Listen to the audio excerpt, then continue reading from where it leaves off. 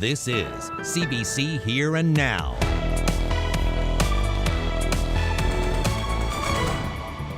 Doctor shortages hit this community 2 years ago, and the emergency room has been closed basically ever since. You have no ER. A lot of doctors that have come and go, they've taken positions elsewhere. I'm Garrett Berry, and I'll bring you that story coming up on Here and Now. Some more unsettled weather in the forecast. However, temperatures are going to warm up as we head towards the weekend. I thought it was an awesome idea. I think it's a great way for them to see what's available out there in terms of a career path. A passion for fashion gets some St. John's students out of the classroom. Teenagers get hands-on lessons from a local fashion designer. Good evening and welcome to Here and Now. I'm Carolyn Stokes. And I'm Anthony Germain. Alarm bells are ringing over the state of rural health care in this province. Even more communities are losing their last doctors, and the province's medical association says this is a crisis. Tonight, Here Now's Garrett Berry brings us to the town of St. Albans. Residents there have been looking for help for 2 years. What shocks one community is just a fact of life for another. We've been in full diversion for the last 2 years. 2 years without consistent emergency services, and basically 2 years looking for a permanent doctor. We were successful for a little while. We did have 2 doctors that agreed to come for so many months and so on. Was working well, but then they ended up leaving again. And basically all we've been relying on right now is locums. A new model means 5 doctors will be shared along the south coast, but the latest departures mean they're starting from 0. And some uncomfortable questions must be asked. Isn't there some doctor somewhere who would like to live here? There's a lifestyle here that some people probably would like. You know, you get up, you know, you can go for a walk, you know, the water lock your doors at night. And, you know, it's a pretty free community. It's not like living in the big cities, right? So you think there must be somebody else in this world that likes this lifestyle rather than 1,400 people that live in Britain. The issue for St. Albans is that competition is growing. There are several communities now impacted by doctor shortages, and the province's medical association says more will be losing their last doctor in the coming months. Bay Verte, Fogo Island, and Buckins, all in need. But this town says it's got one win under its belt. Town council is expecting a doctor to return to this community full-time this winter. We worked hard for that. We were the ones who reached out to him. We didn't just solely rely on a recruiting agency to do it, because we are the ones who know our communities. We know what it is we have to offer. And maybe there's a lesson there about going the extra mile. Moving forward, I think as a region, we need to take some of this stuff in our own hands and reach out to these people, let them know who we are and what's here. Central Health says the doctor shortages are a national issue, but it too is targeting expatriates, doctors who left this province and might be enticed to come back with the help of new provincial government spending. Garrett Berry, CBC News, St. Albans. Well, the doctor shortage was brought up in the legislature today too. The Progressive Conservative MHA for Harbour, Maine says the departure of family doctors is not only a problem in central Newfoundland. Helen Conway Ottenheimer says another doctor is scheduled to leave a community in her district later this spring. Here Now's Mark Quinn was at the House of Assembly today. So Mark, what is Ms. Conway Ottenheimer's point here? Well, that's right, Anthony. Like those voices we heard from Central Newfoundland, Helen Conway Ottenheimer says the healthcare system is failing to give people the care they need. She says a family doctor is leaving South River at the end of June, and that physician sees more than 1,000 patients in several communities in her district, such as Cupids and Brigus. Conway Ottenheimer says the collaborative care clinics and the virtual care ERs that the province has been talking about won't be enough. You know, that's really not going to replace a real live family physician. And, you know, so what's going to happen to these people? You know, they're going to perhaps not be getting the diagnosis that they need and not seeing the doctor that will be able to provide that medical advice on problems that they may have.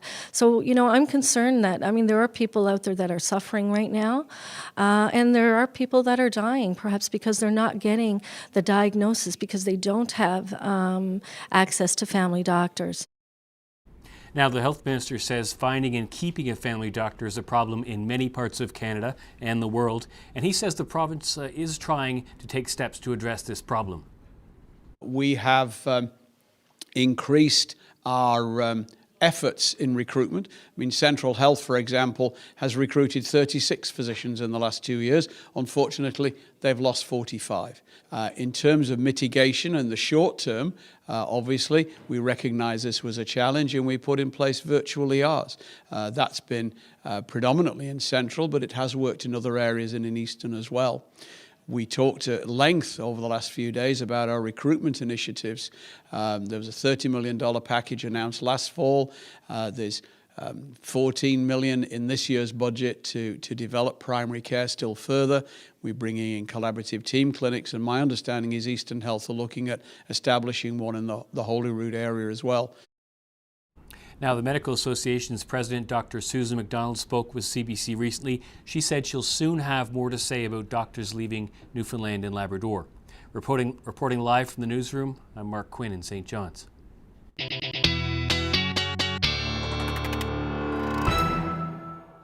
Taking a look at the satellite radar right now, the best and nicest weather down for the south and the west. As you can see, not a whole lot of cloud cover. Lots of cloud cover, though, associated with that area of low pressure offshore. It is inching its way further east, but as we head through the night tonight, we are going to start to see some cloud cover move back in, and that's thanks to an area of low pressure to the north with some fronts moving through.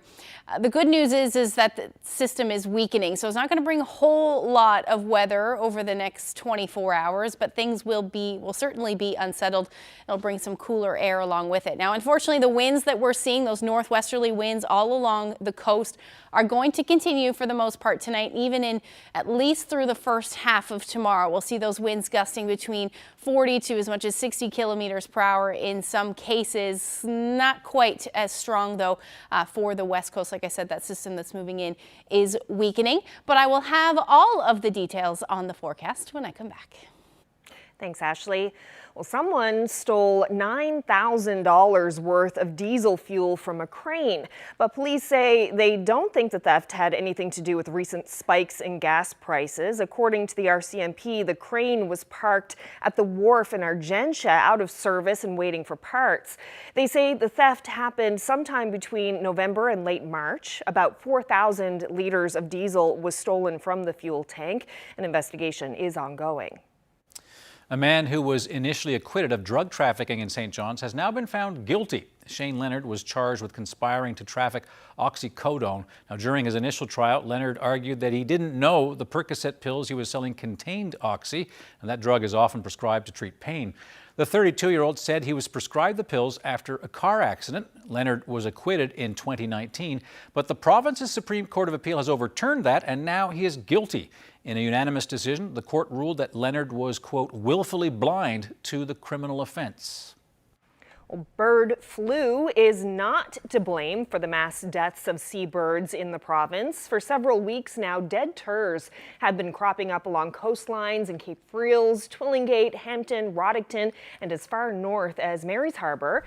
Now that scientists have ruled out avian influenza, they're exploring other factors that may have caused the birds to starve. It looks like this was a compromise because of ice and wind.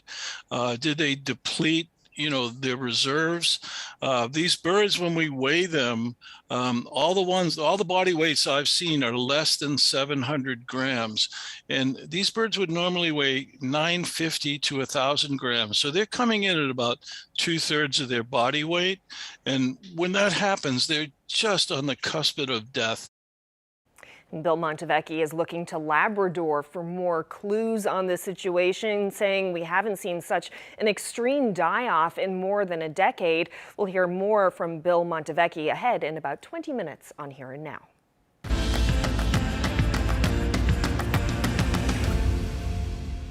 A passion for fashion brought some junior high school students out of the classroom and into a St. John's studio. And this is all part of Leary Brooks' Passion Project, which connects students with professionals in the community.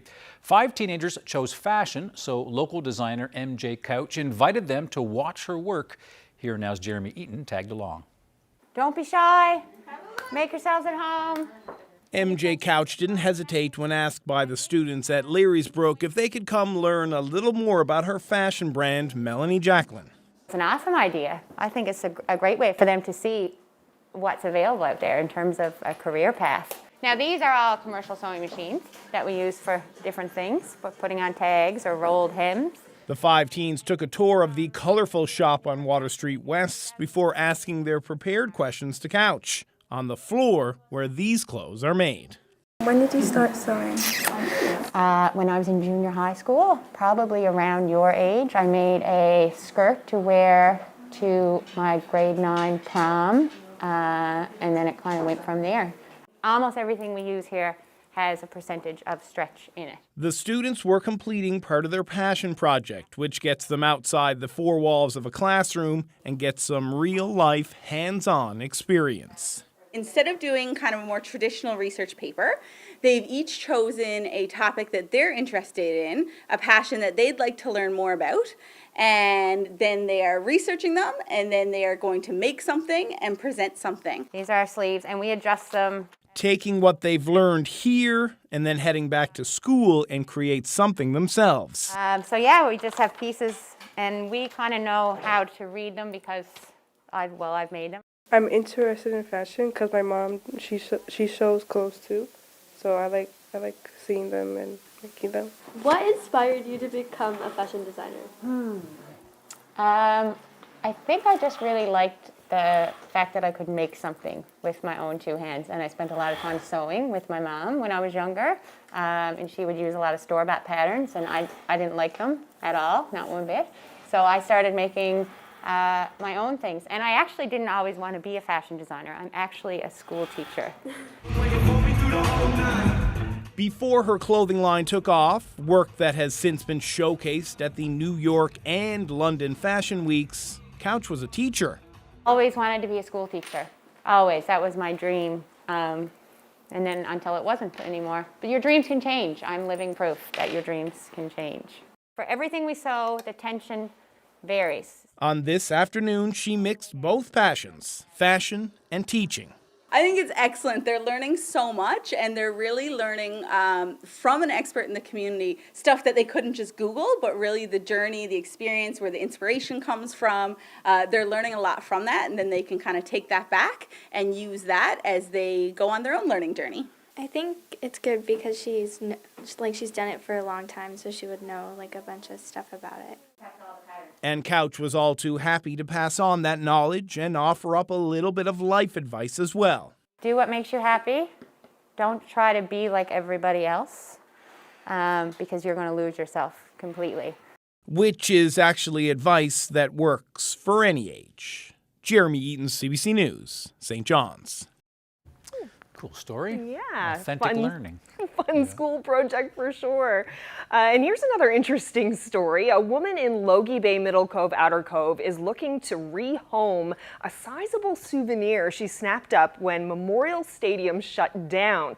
Denise Coster bought a 4-foot-tall light-up analog clock at the rink's closing auction 21 years ago. Big clock. Now, she's hoping someone who sees this story tonight will know the best place for it to go, but she does have a few ideas as well. I have the old analog clock that was on the 2nd floor up near the portrait of the Queen. It was just one of those things. Every time you were there, you were looking at this clock. If it was ice skating or a rock concert or anything else, that clock would be lit up, and when the stadium closed and I had an opportunity to have it for myself, I jumped at it. $50 over there. On the terrace, 50 right here, thank you, sir. 75, I get 75 to 100. It's sad to see this place go, but I guess everything has its price and people want to get at things, and that's what everyone's doing here now today. They were selling everything.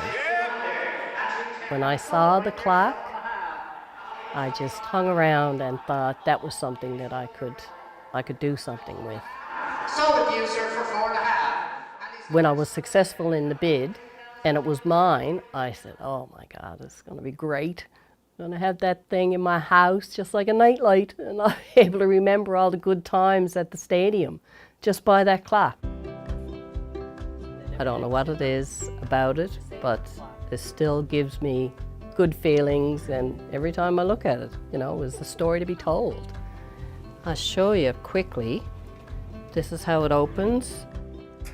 I've had it for 21 years, recently retired, so it's been a lot of cleaning and these things that you do at this time in your life. So that clock is one of the things that needs a new home.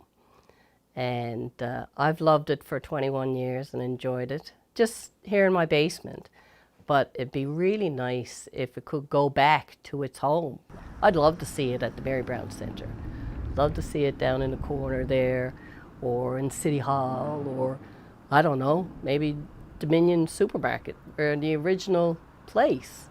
It'd be nice if maybe I could pass by some public place and there it is again, you know? Bring back memories for somebody else. They would remember, like I do, because it was all good memories. Lots of memories. Now, that auction cost her paid $45 for that clock at that auction, and for all the memories it holds, she says, even to this day, obviously it was a steal. Yeah, she definitely had some good ideas there for where the clock could wind up, so I guess we'll just have to wait and see what happens. Yeah, the studio, actually. Good idea.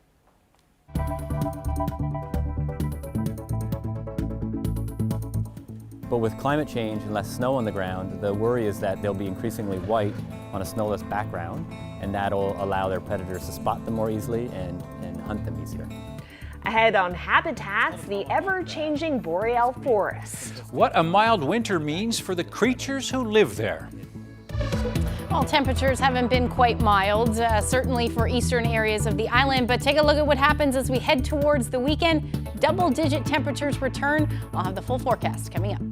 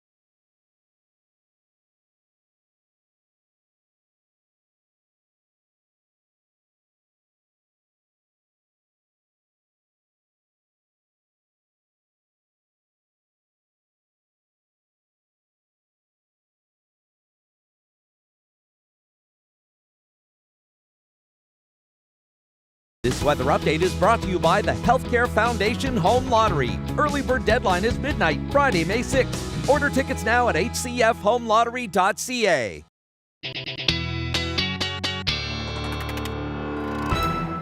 Time for a look at the weather. I was out this morning. It was decent. It was windy, I noticed, and chilly. Yeah, the wind always makes those temperatures a lot colder. Yeah. But you know where it was nice? Where? The southern portion of the island, as it always is when we're in this flow.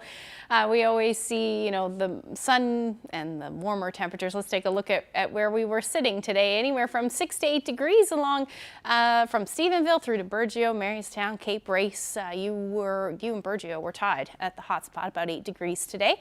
Otherwise, those temperatures all along the northeast coast in that onshore flow. Northwesterlies today between 0 and 3 degrees as the daytime high. So taking a look at that system, there it is there. That area of low pressure is starting to pull off, but we are still seeing some lingering cloud cover. You can see on the satellite all of that snow still on the west coast. Even Gander reported about 22 centimeters of snow since Sunday.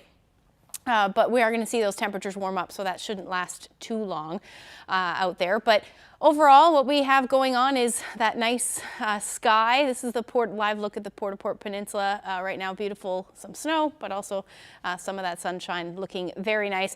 And taking a look at a live look out of the Narrows, a nice night as well. 3 degrees in St. John's right now. Winds, though, still gusty, about 54 kilometers per hour, but it is looking like a nice evening with those wind chills. If you are planning on heading out, a little bit chilly, feeling more like -4. And really, those temperatures all along the northeast are feeling much colder than what it really is. -5 is what it feels like in Corner Brook. Temperature around 5 degrees in Happy Valley, Goose Bay right now, so that's certainly nice. That's well above where you should be sitting this time of year.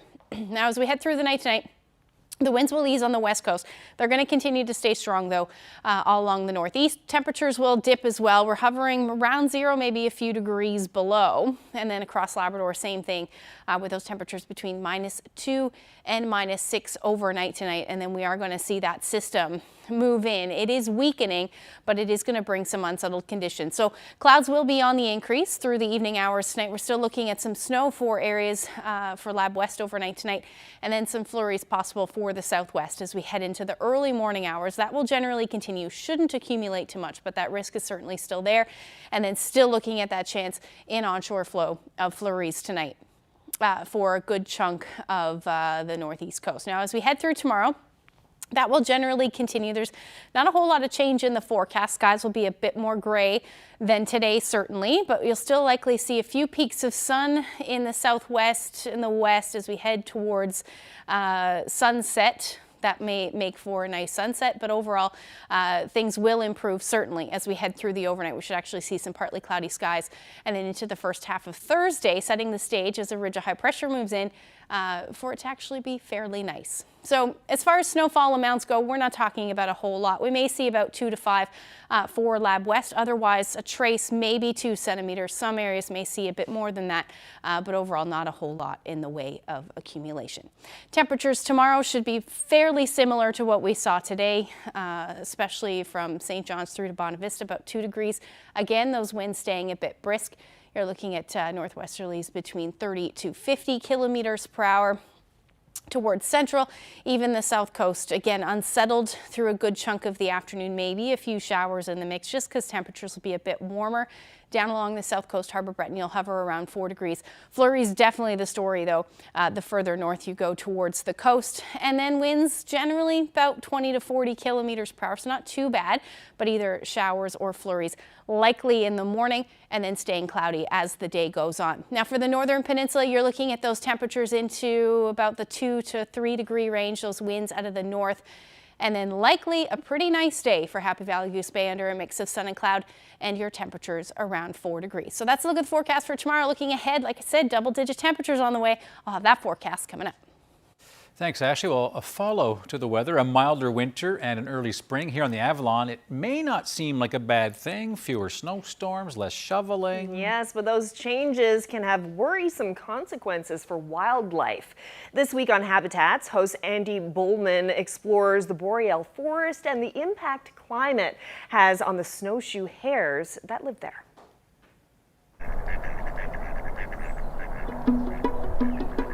Trying to get them into the trap, but not lose the hare is definitely the most stressful part when you're starting out. Have you had a lot of hares escape?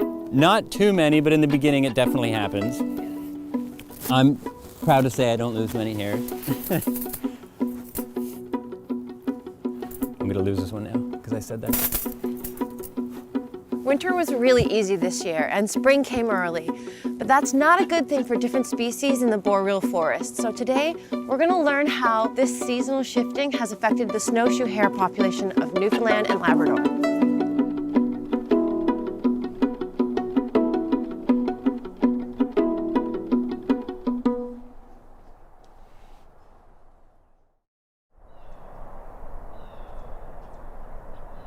Can you kind of explain that habitat for people who may not be familiar with the term? Yeah, so it's kind of the forest that dominates most of Canada and especially most of Newfoundland.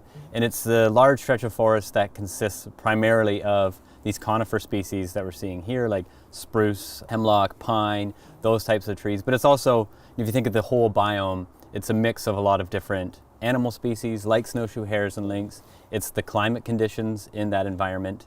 So there's a lot of things that go into it, but it's basically the forest that stretches throughout most of northern Canada. So a lot of your research has happened up in the Yukon, but you're here in Newfoundland doing postdoctoral research. What's that research going to look like? So a lot of our questions here in Newfoundland are just trying to understand how climate change may impact snowshoe hares here. The big concern with snowshoe hares is that with climate change and less snow on the ground, that they'll become increasingly mismatched and it'll impact their camouflage. Snowshoe hares turn white over winter, and that's to match the presence of snow. But with climate change and less snow on the ground, the worry is that they'll be increasingly white on a snowless background, and that'll allow their predators to spot them more easily and hunt them easier. It's called a tomahawk trap, and it's a pretty simplistic design. On the back end is a little treadle that you can lock upwards here in this little clip. You put food in the back, and then when the snowshoe hare, any animal, goes in and touches this little treadle, it releases the door, and they get trapped.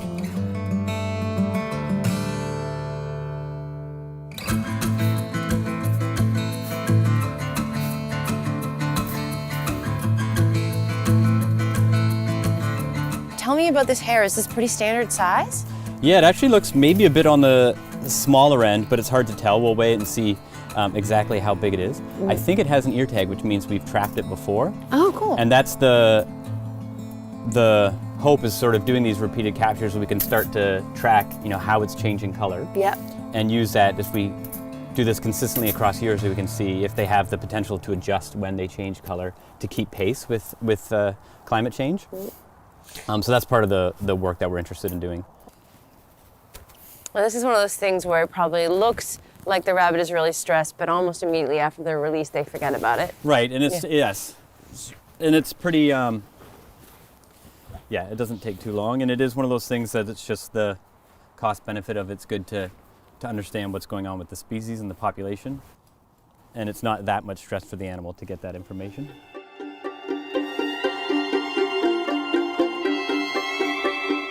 And if something was to happen with the snowshoe hare population, it's a keystone species, so would things start to fall apart a little bit? Yeah, so they are what we call a keystone species. They're a really important prey animal to a lot of predators. So things like Canada lynx, coyotes in some parts of the range, and great horned owls, goshawks, foxes. Lots of predators eat snowshoe hares, and the number of predators is really dependent on how many hares there are.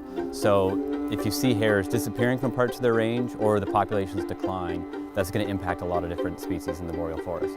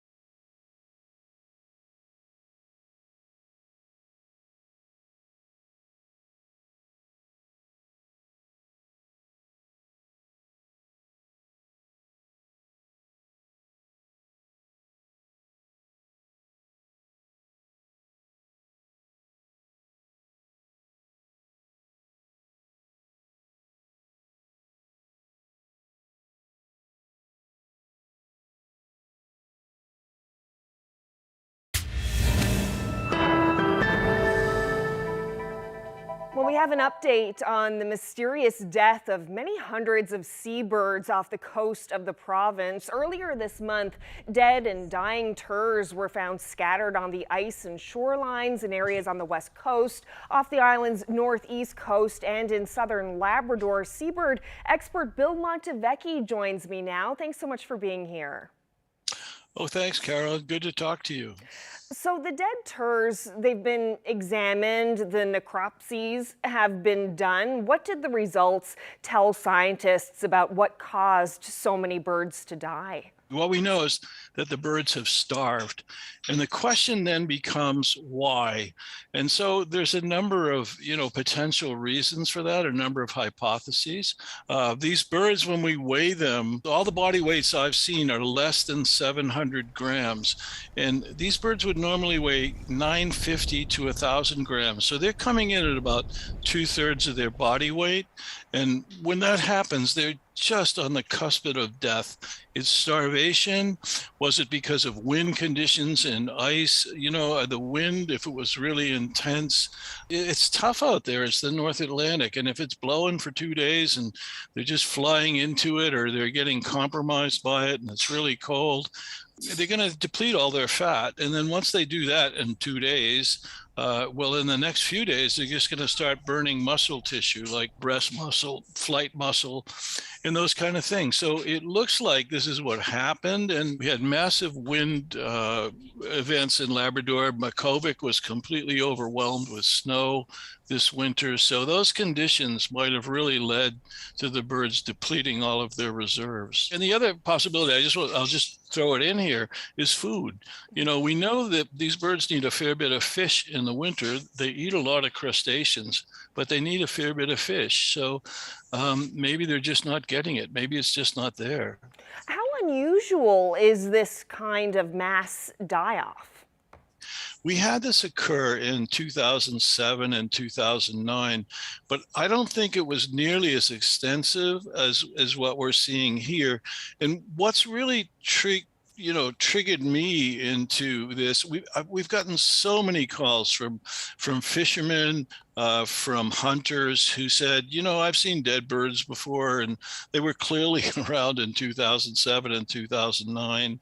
And they say, and they said, we've never seen anything like this. So these are men that have been on the water for 30 years, 40 years, and sometimes longer. So that's, it's telling us this is an extreme event, any way you want to, slice the pie here.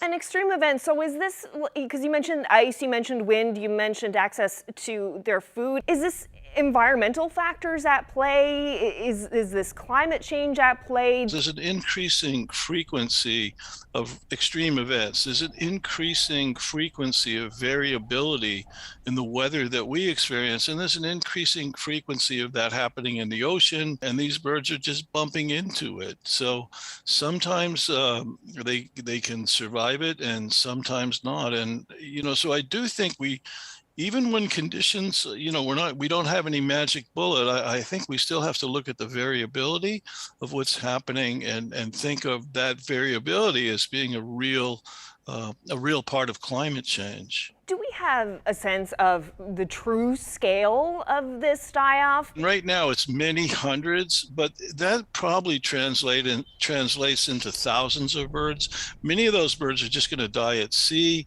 We're not going to see them. Many of those birds are going to die in places where there aren't people to see them or record them. Anybody who sees anything, social media, Canadian Wildlife Service, I can be contacted on social media, so we just like to hear from people. Bill Montevecchi, thank you so much for this. Good luck with your investigation on this, and thanks for this update. Thank you, Carolyn. I really appreciate it. Well, staying with animals, a woman in Edmonton has devoted the last decade to protecting native species, and she's done so by creating a backyard haven for birds and certain plants. She's also sharing some tips for anyone else who might want to do the same thing. Take a look. Hi, I'm Melissa Penny. I'm a bird enthusiast. I've had 90 species of birds visit my Edmonton backyard in the last 3 years, and I'm going to show you how you can also increase the biodiversity in your backyard. Planting native plants is the best way to bring biodiversity to your yard. They attract beneficial insects, they're inexpensive to buy. You also won't be babysitting native plants all summer through a drought because they're meant to be here and that they're used to that. One of the ways you can increase biodiversity is by creating a brush pile. So I take twigs like this that blow off my trees and I keep adding to the pile so that birds have a safe place to hide from predators and from roaming cats. When you're planting, you want to make sure you're keeping density in mind. The birds don't want to travel long distances between plants or trees to reach their destination, in which this case is the bird bath. So what I've done is I planted along the fence line at varying heights and close together. So we have small ground-loving plants, bigger perennials, shrubs, small trees, and then finally large trees like this elm. Another way you can increase biodiversity is by having fresh water for birds in your backyard. So what you can see in these bird baths is they have natural things like twigs and rocks, and they're very shallow. So you need to make sure that you're keeping this really fresh. So you only want to put out as much water as you can maintain, and then you'll have some happy bathing birds to enjoy in your yard. Feeding birds in your yard is a very enjoyable pastime. It can also be tricky business. If you're just putting out a mixed food in a tray feeder, you're probably going to end up with an overwhelming amount of invasive species like house sparrows or European starlings. You might wonder why it would be an issue to feed invasive species. House sparrows and European starlings are also cavity nesters like a lot of our native birds, and they take away those cavities that are already at a premium in a city habitat. So what we want to make sure is we're keeping those populations down while bringing up our native bird population.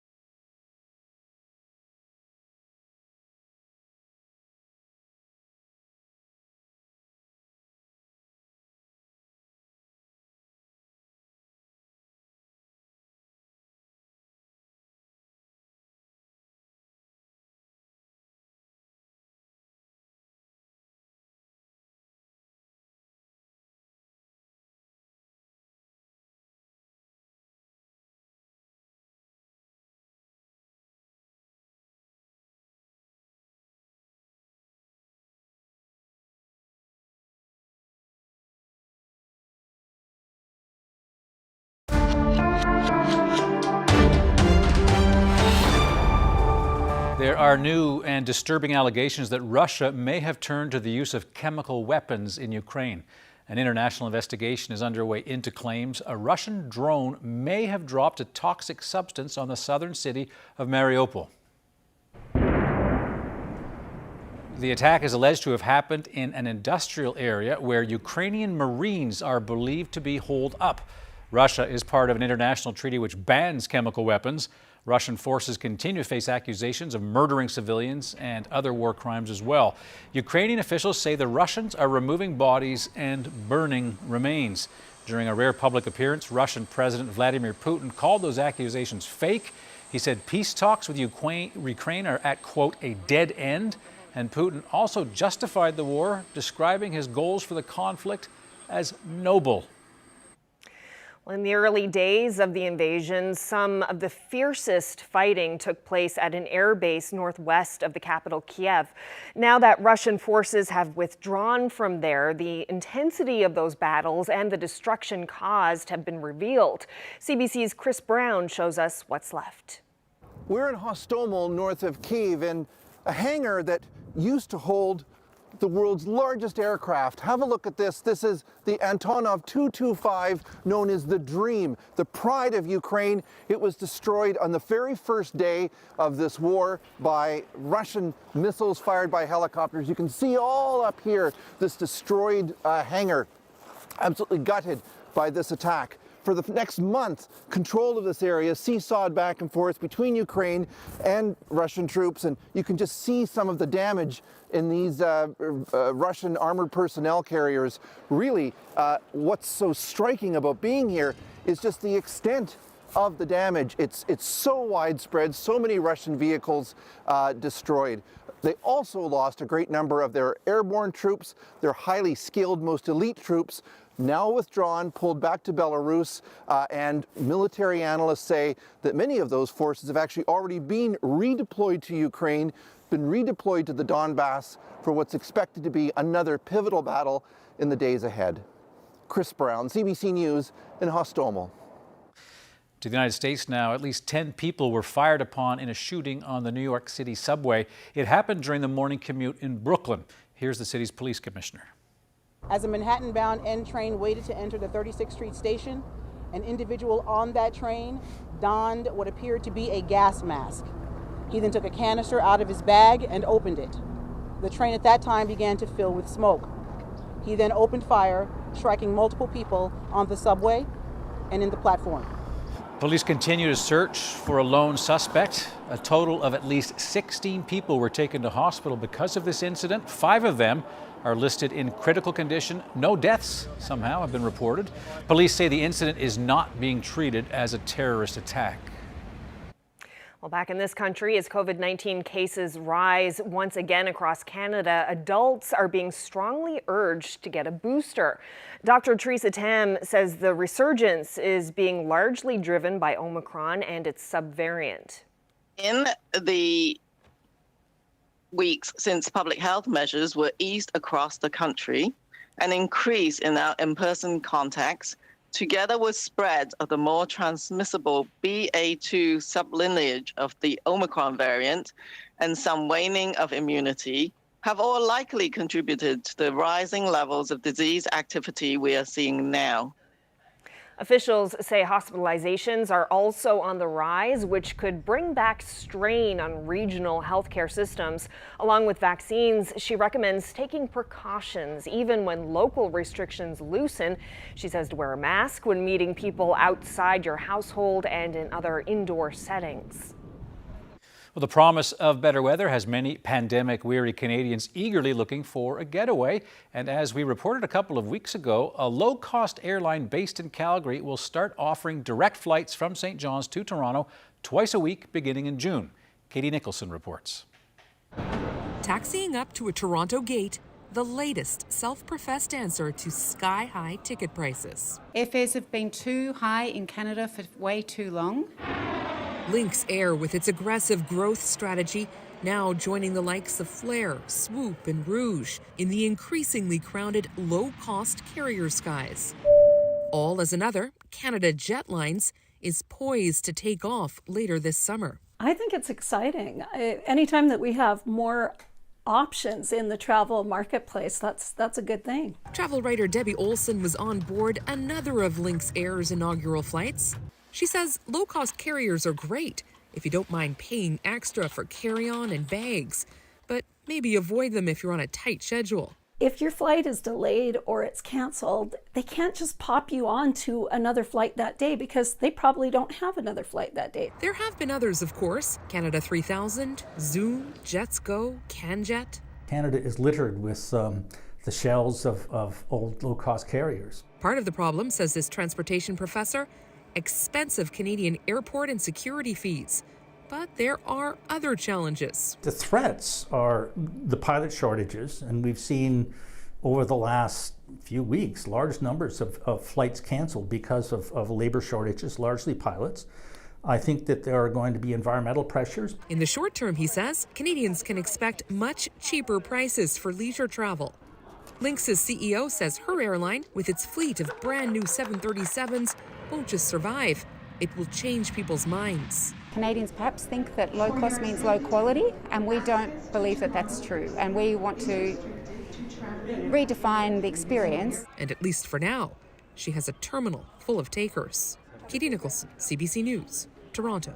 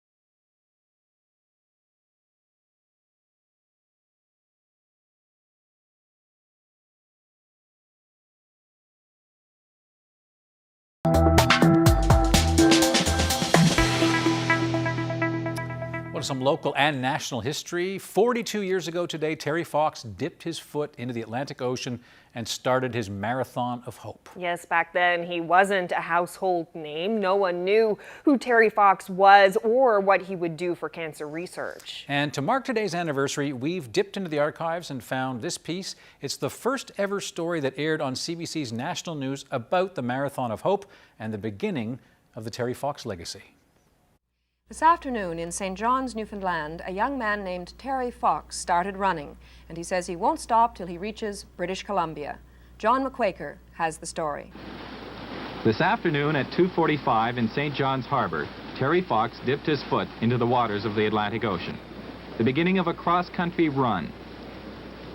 Many people have run or walked across Canada, but Fox hopes to be the first to do it with an artificial leg. He lost his right leg to cancer 3 years ago and decided he wasn't going to allow the loss to affect his outlook on life. To demonstrate that cancer can be beaten and to give hope to others as well as raise money for the Cancer Society, he's convinced he can make it on one good and one artificial leg from here to Vancouver Island. Whatever you do, you got to do the best you can possibly do, and I'm gonna give it everything I possibly can. It's just gonna be, if I don't make it, it's gonna be something that nobody would make it. After making his way from the harbor to City Hall, Fox, wearing the mayor's cloak of office, raised the flag of the Cancer Society. And after being given greetings from the mayor for the people of British Columbia, he finally got on his way out of the city.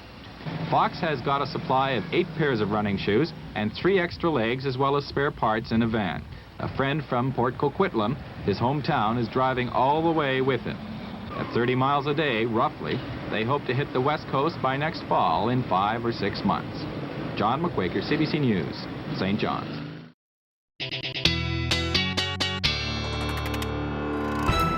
Wow, 42 years ago. Love seeing that old footage. Well, I'm certainly not going to complain about the cold, windy weather that we're getting here in this province when I look at the forecast in Manitoba. Yep. They're getting a bit of snow?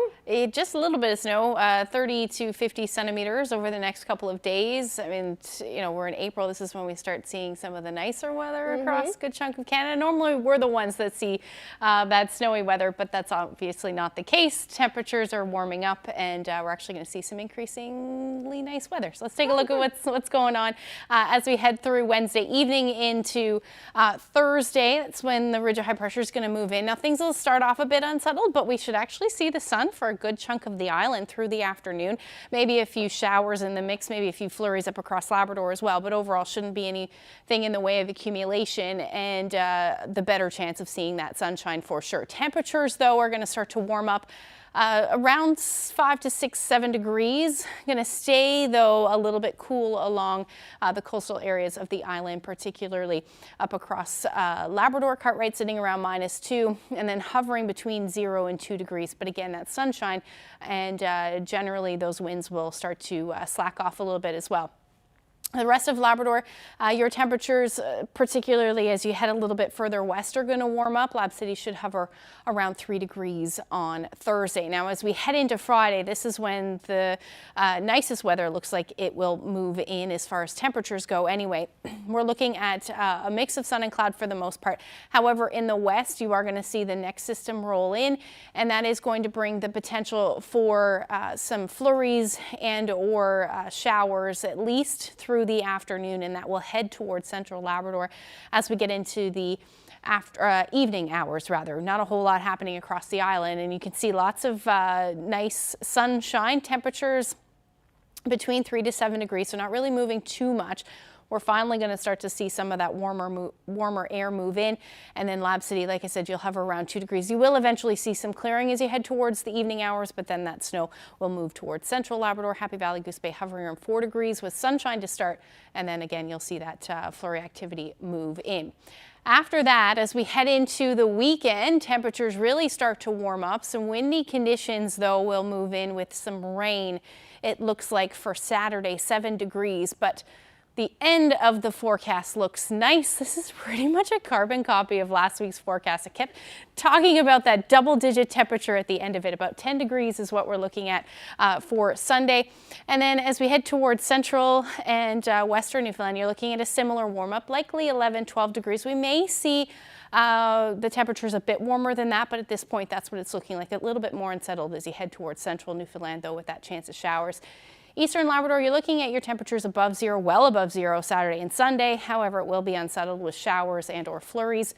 And flurries, the story for Western Labrador, between 3 and 4 degrees. I got to make light of all that snow that fell in Gander. And it's, you know, instead of making snowman, Easter's right around the corner. Snow Bunny decided to pay a visit to Griffin and Casey. Thank you so much to Judith for that shot. If you have any weather photos, send them to nlphotos@cbc.ca. That is a very large bunny. Yeah. And very impressive. Yeah, it's a great snow bunny. I love it. Must have been great snow for that, though. Super. Very nice. And another white rabbit on our show tonight. There you go. See, and I didn't even know that. Yeah. The rabbit population has been well represented on Here and Now tonight. Yes, no it question. has. Yeah, lots of animal stories. Well, that's it for us tonight. Thank you so much for joining us, everyone. See you tomorrow. Good night.